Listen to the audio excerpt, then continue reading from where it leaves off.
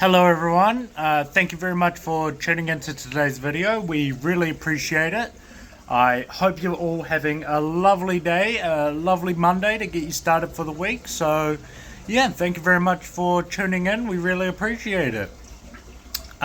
Today's video is we're going to be talking about something that I think I will admit I forget to talk about a lot of times and just kind of gloss over, but it's really important and something really important for like everyone to know who's interested in the topic, and that is keeping African cichlids.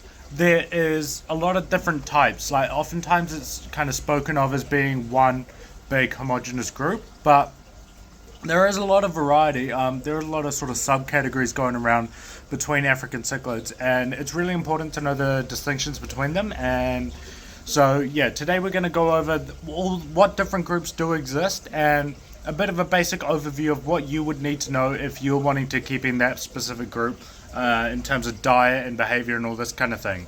So yeah, that's what we got planned for today. So I hope you enjoy and let's get into it. Thank you. So the first group of fish that we're going to talk about is these guys here.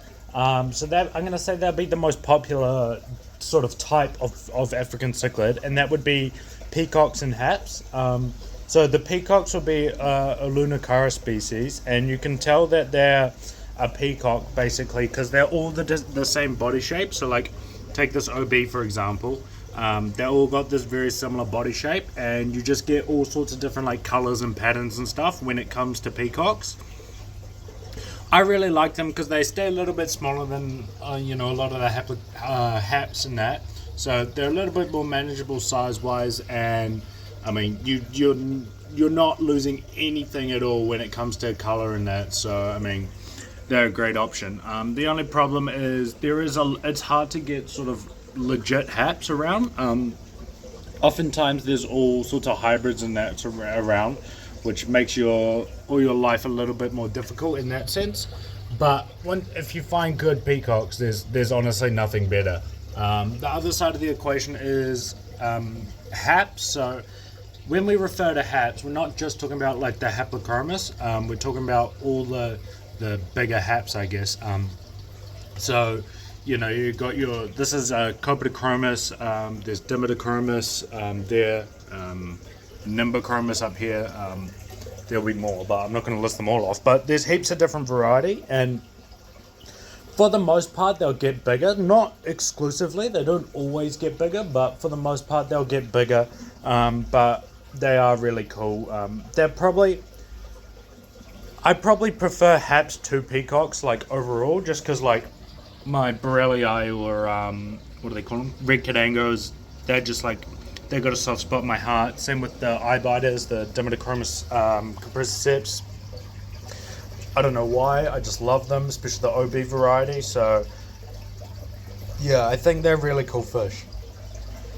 These guys are all open water swimmers, so what that means is like not going to be hanging around in rocks or caves or anything like that. They'll be cruising around in the open water. The exact behaviors of each species will vary, but I mean bottom line is that all of them will be bigger sort of open water type things. Obviously going to need a lot more room. If you're wanting to approach or get started with peacocks and haps, I'd definitely say a minimum of a 4-foot tank, 120 centimeters long, around 400 liters, or what is that, about 120 gallons I think. That'll obviously, it won't give you access to all of them, but like all the peacocks and like the smaller haps like your electric blues and stuff will all be happy enough in that sort of size, so you can get a good sort of, it's a good opportunity to get your feet wet, and then you can expand from there if you wanted to. The other thing that you want to know is these guys are more higher protein diets, so they'll be eating things like other fish, little crustaceans and invertebrates and stuff like that. So you'll be wanting to feed them a higher protein pellet or a rapashi grub pie, something with some more insect in it, rather than the trap a lot of people fall into is feeding something that's very high veggie or algae based. Just getting a bit confused with these guys and the next group of fish, which is the Buna species. So these guys in here are Buna. they're not all, like, some of the ones in this tank is just random hybrids, but there's some good stuff. But yeah, so Buna is basically means rock dweller, or like cave dweller basically. So they hang out in the rocks in the caves and like crevices and all this kind of thing in the big rock structures or on the reefs over in Lake Malawi. So what that means is that they're gonna need, if you're doing a tank for them, you're gonna want to do a bit more in terms of hardscape, whereas with the peacocks and haps you can get away with just like very minimal type stuff. What you'll often find with these guys is they're going to be a lot more aggressive. Not always. There's a lot more of a sort of spectrum, like things like your yellow labs or your rusties or that kind of thing are going to be very peaceful, but then you've got things like these guys, the Oratus, that are just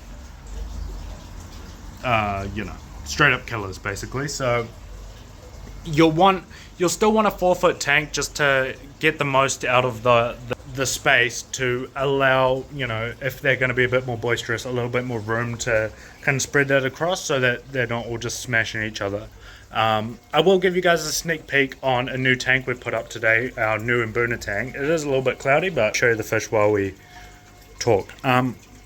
So these guys, what they do is they'll scrape on the rocks and stuff like that. They'll scrape with their teeth and eat like little bits of algae and microfauna that might be growing there of the rocks and that.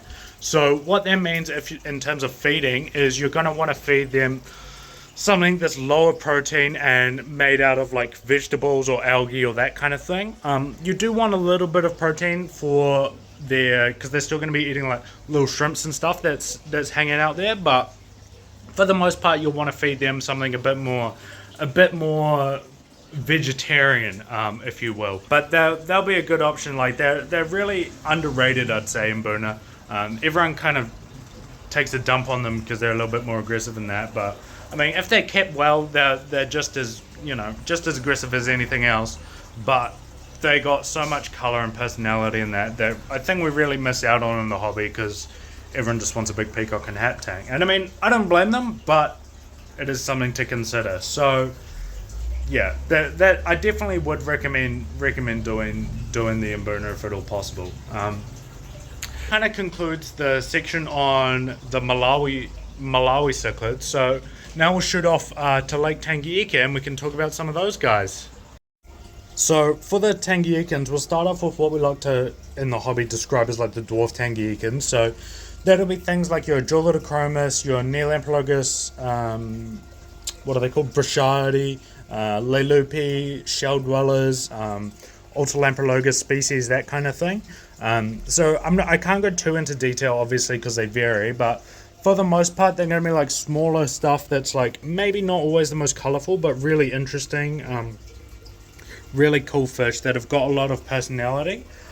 So what they'll generally want to eat more protein as well. So just like good quality flakes or pellets or baby brine shrimp and like other frozen foods and that kind of thing. But I mean, they're really, really, like, I can't recommend enough. Like, look at these Cichlids feldy here. They're just fantastic little fish. And I think these guys, the best part about these guys is they're a fantastic sort of entry point, or like foot into the African cichlid side of things, because they're not going to be as aggressive. Like, you don't necessarily need to overstock them or anything like that, but you'll get some real cool color and patterns and like behavior out of them. So I can't recommend them enough. But that is what we like to describe as the dwarf Tangiikans, these sort of fish. So yeah, and then the next one we got on the list is I'm going to say guys any of them because I don't have them in shop, but there is a very specific reason for that, and that the next fish is the frontoses. So the problem with the frontoses is they get big. Realistically, you want like a 6 foot, 180 centimeter, 180 gallon aquarium to even start looking at the frontosa. But I mean, they're just like, they live in real deep water, but they're just like absolutely stunning, awesome fish. But they are very sort of specialized. At least as far as New Zealand goes, we don't get anything that you can keep with frontosas really, so pretty much you'll want to keep them by themselves. A few bits and pieces here and there, but if you're wanting to keep frontosa, really focus on the frontosa. And yeah, they don't do. You'll often see them in mixed tanks. Like maybe you'll see some frontosa with some Buna, and they don't do well at all. They just sit in the corner getting just beaten to death. You'll often find that they're supposed to have big long trailers, but you'll find those like nibbled down to a nub. So really, please don't keep them with other stuff. Just keep them with your other frontosas. There's like Synodontis species and stuff that you can keep them with, but for the most part, just keep them by themselves, and they will be happy and healthy. And honestly, you won't need to keep them with anything else. That's how cool they are. So yeah, I don't sell them because there's not enough. They don't tend. If I was to sell them, they wouldn't be going to good homes. People wanting to buy them. Just that market doesn't really exist in New Zealand in terms of people with big tanks wanting to keep just a bunch of frontosas. So yeah, that's the reason I can't show you any. But honestly, don't think it's because I don't like them, because I absolutely love these fish. But probably not the right thing to do to be selling them, unfortunately. So yeah. So lucky last but I'm just going to show you some fish anyway while we talk, is Tropheus. So Tropheus are from Lake Tangiike, but pretty much I always tell people to basically think about them as a Malawi cichlid in terms of aggression in that. So they are going to be quite aggressive, but not anything untoward. Just overstock them as you would a Malawi cichlid and they'll be happy as. But what they will do is they form real tight-knit like colonies. So if you're going to be keeping Tropheus species, I'd recommend at the barest of all bare minimums 12, but ideally more in a group. And don't mix them with the peacocks and haps and stuff as well. But that'll be a really cool option. I think, honestly, Tropheus is kind of like the creme de la creme of the African cichlid world in terms of like status and stuff. And I think deservingly so. They're very cool. And there's heaps of different Tropheus you can get. It doesn't just have to be like Tropheus de Boise, which is like the most popular one. You can get all sorts of different Tropheus, all real cool fish. But yeah, they're not probably for the faint of heart. It'll be a lot of money and a lot of tank space to dedicate to them for just one fish, but they really are fantastic. I think they're really awesome. They're basically like, they behave like a peacock and hat, but they eat like an Buna, so just keep them with the low protein in that. Vegetable matter, algae matter, all this kind of stuff. But yeah, they really are just, honestly, they are just fantastic. Speak highly enough of them. It's just a shame that they're not often kept how they should be, which I think is a shame because you don't get as much out of them as you would otherwise. With all of these separate sort of categories or groups of fish that we've talked about today, I'm very much of the opinion that if we're looking to create the best possible environment and make our fish as happy as we can, I'm of the opinion that we shouldn't be mixing them together. Like for example, peacocks and haps, when you mix with them Buna, they tend to get beaten a little bit, like beaten up, so they're not gonna be as happy, not gonna have full coloration or anything like that. They're gonna just be a little bit sad. Same with the frontosas. They're just, all these things don't tend to mix very well together. A lot of people will say you can, but I'm very much of the opinion that each of these sort of categories or groups of fish should be just kept by themselves as they are, as one sort of group. With peacocks and haps, for example, you can mix heaps of peacocks and haps together. Same with the Buna, all this kind of thing. But yeah, I don't think it's probably the best practice to be mixing them all together, unfortunately. I think you do a bit of a disservice to them if you do. As we mentioned with frontosa, they get beaten up. Same happens with the peacocks and haps, like all this other stuff. So I'd very much suggest just choosing whatever you appeals to you the most and going from there.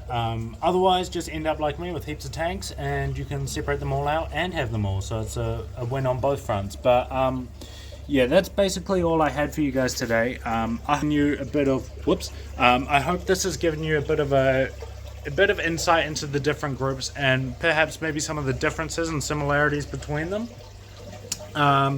So yeah, thank you guys very much for tuning in. If there's anything we've missed, please feel free to drop it down below and let us know. Anything else you'd like to discuss on the topic? I think today was a bit of a sort of a general sort of overview, but we might want to dive a bit deeper into each one. But you guys let me know what you want to see, and I'm more than happy to do it for you. That's all I had for today. So thank you very much for watching. I really appreciate it. Please remember to like and subscribe, and we will see you in the next one. Thank you, and I love you all. Bye.